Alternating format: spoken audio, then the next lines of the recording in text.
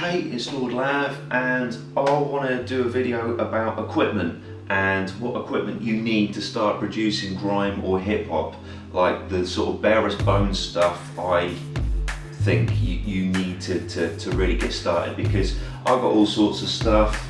I've got, like, you know, this, my MPD, which I use for making drums or programming drums. I've got things like my MIDI keyboard here, which I use for keys, but you don't need a lot of that. So I just want to break down a few things that you could do with like the essentials you need just to make stuff, because really you don't need this type of stuff. You just need some software and access to software to go. So here we go. Number 1, laptop or computer.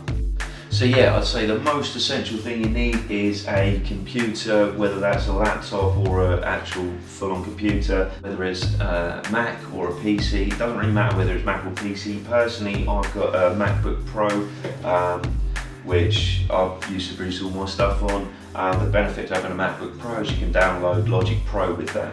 You can't with PC, but to be honest, when it comes to choice of software, when we talk about software, there's a few names for it. Often you'll hear it referred to as a DAW or a DAW, which stands for Digital Audio Workstation.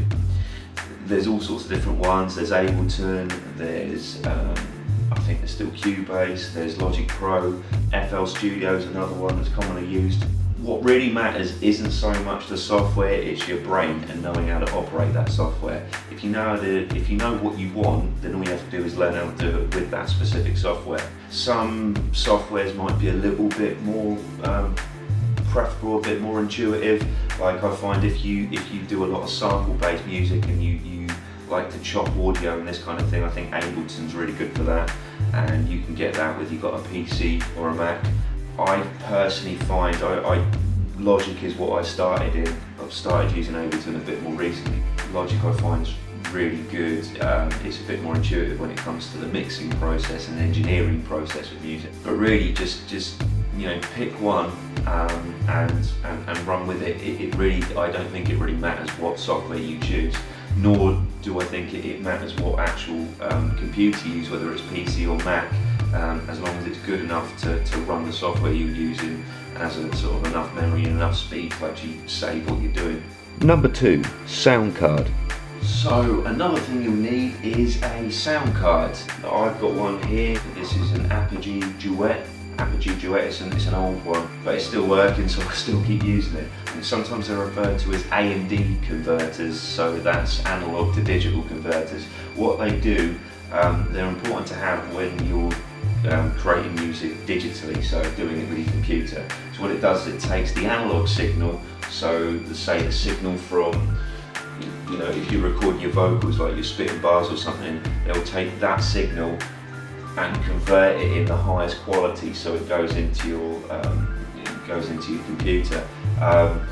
It's important to do that if you want to try and have the highest standard you can in terms of audio quality, because otherwise a lot of the quality gets lost when you go from analog, so you know, recording your guitar, recording your voice straight into the computer. Similarly, if you want to hear it as well, if you want the sound to come out, it takes the sound from, you know, from your computer to your speakers as well, and it makes sure that the sound quality is as good as you can, or with your headphones. In terms of a decent sound card, there's a few. It really depends what you want to do. I have an Apogee Duet because, you know, until recently I've pretty much done all my recording myself. It's really high quality in terms of sound quality, it's excellent. What's not so good about the Apogee is it doesn't have as many inputs, so you can only record like a couple of people at a time, and only one of you can actually listen to it at a time because it only has one headphone port. Certainly this one does. So that means only one person can listen to what's coming through at a time. So say you've got two MCs and they're recorded. They're recording on the mic. Only one of them can listen to what's coming, listen to the beat and what's coming through at the time, because you don't want them both coming through on the speakers, because it will record all of this outside noise as well. Generally, if you can, if you're going to record multiple MCs at the same time, it's easier if you've got a sound card I don't have. But I believe Focusrite actually do some really good sound cards as well, that we've got multiple head ports, and actually you can record multiple people at the same time as well. So yeah, that's decent. Number 3, speakers or monitors. So ideally you're going to need a decent pair of monitors or speakers. You can get away with just listening through headphones if you really haven't got anything, but the benefit of having monitors is it helps you get a more neutral sound of what you're recording. So you can play, if you've got some decent speakers, you can play it and hear it on there and listen to other songs as well to see how your levels compare to others. Ideally, if you've got decent monitors, it will do a good gauge of playing a neutral sound out for you, so you can listen to what's coming through, and everything sounds basically to make sure that everything sounds good across all platforms.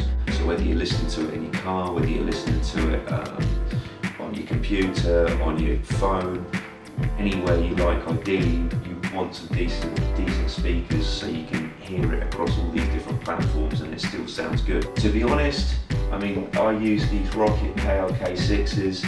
They are really good, they're good at what they do, but I mean, there is an argument for actually some not great speakers, because if you can get something sounding good on some speakers that aren't that great, it means it's going to sound really good in some actual high quality speakers. So that's always worth keeping in mind. You just want to make sure that if you do take some, like whatever speakers you use, you just listen to all sorts of other music, especially like other songs that you might want your track to kind of sound like or have similar levels to, and test it on those speakers so then you can figure out where the levels are. It does always help to try and listen on a few other forms as well. Again, another reasonable point for maybe not getting the best quality speakers if you can't afford it as well is stuff sounds raw, particularly if you were doing grime or whatever. Raw can be good. You don't necessarily want the most polished studio recording. It's not always necessary. Some of the nicest stuff, some of my favourite stuff is like rough as a dog's ass. You just go with whatever you can. Work where you are, work with what you've got. If you can afford some decent speakers, go for it. If you can't, just try with what you can. Just get yourself making beats as best you can and go from there. Number 4, separate hard drive for backup. So ideally you want to have a separate hard drive just so you can back up everything on your computer. So if your computer goes walkings or gets broken or something happens, you haven't lost all the work you've done. Really, that's what it is, it's damage control. Like, I know if this dies, I've got everything backed up on here, and I've also got a lot of stuff backed up on another hard drive as well. So it's just sensible, it's just a way of ensuring yourself, because things happen, hard drives break down. Just be careful of that, because you never know what's going to happen.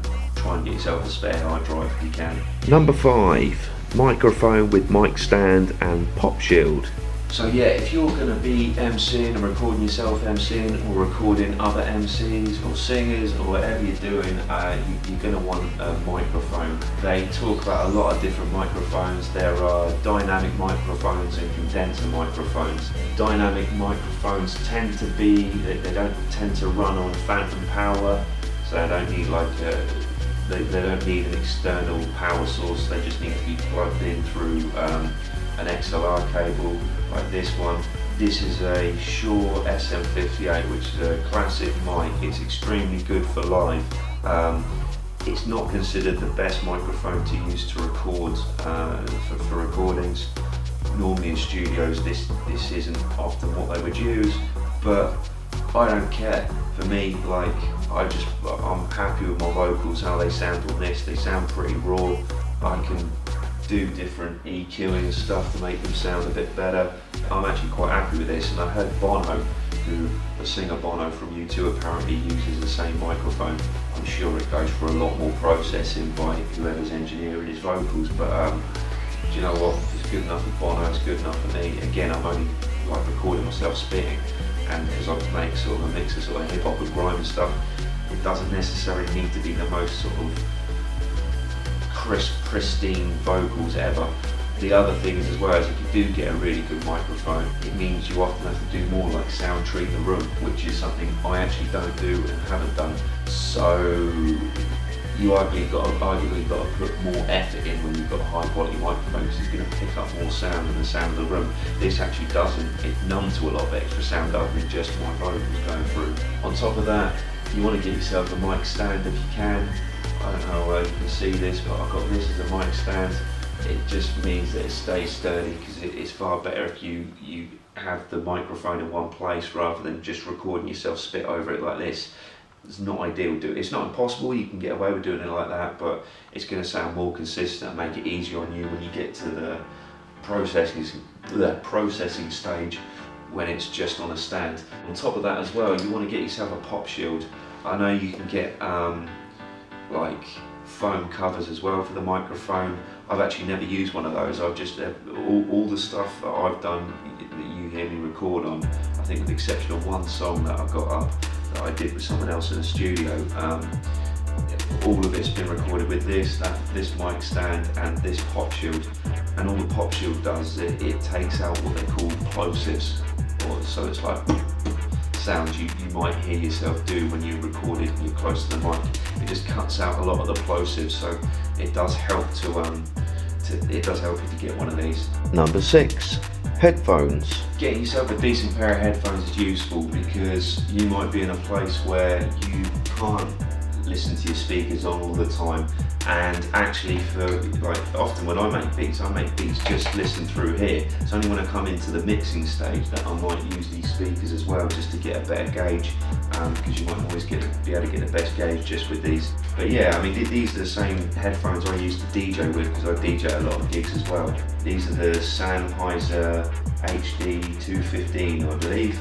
But yeah, they do the job, they get the job done just in terms of listening to what I'm doing. If I want to record myself on the mic, spitting as well, I can listen myself through there. If you're going to record yourself at any point, like record your vocals, you're not going to want to be having these switched on at the same time. You're going to want to listen to yourself through here, because the sound's cut off then, and you don't got any external sound coming from there into the microphone. So that will make it difficult recording. So yeah, it's pretty important to get yourself some headphones as well. So yeah. So I hope you found this video helpful, guys. Hit me up in the comments or anywhere else on social media if there's more things you want to learn from me. I'm trying to stick to carrying on with these videos.